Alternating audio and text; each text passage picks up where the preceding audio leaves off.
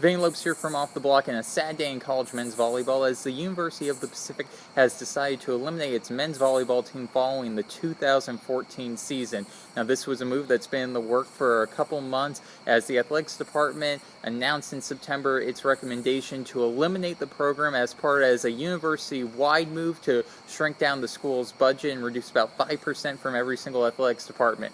Athletics Director Ted Leland made that decision. He wanted to cut men's volleyball instead of reduce the overall budgets for every single sport. And one of the main reasons for the removal of men's volleyball was, one, it was not part of the WCC Pacific's new conference, and also the lack of success that Pacific had in recent years. But it's also a little bit surprising that they made this move given the amount of outcry from throughout the volleyball community for this decision. More than 6,000 people signed an online petition against the decision, and multiple Division I, Division II college men's volleyball coaches contacted Leland protesting the decision. But in the end, all the outcry, all the protests just wasn't enough for Pacific to become the first team since 2008 to eliminate its men's volleyball program.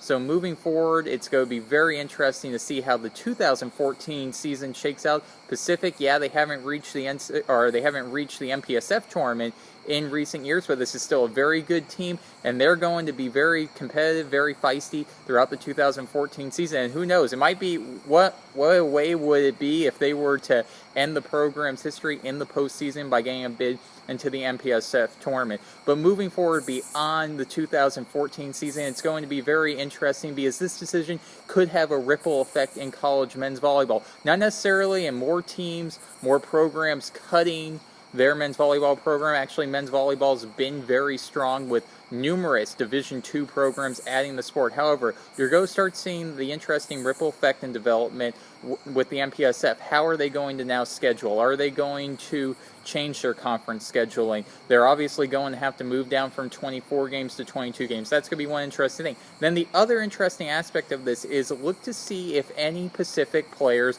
decide to transfer. One of the interesting things about this Tigers team was it was a very nationwide team. They had lots of players from multiple regions of the country. So if you're a Pacific player, you're now going to have to make the decision if you want to continue your men's volleyball career. Are you going to continue, or are you going to look at other schools? If you're from the East Coast, do you maybe go back to an EIVA team or Conference Carolinas, or do you decide to remain at Pacific and continue your academic career?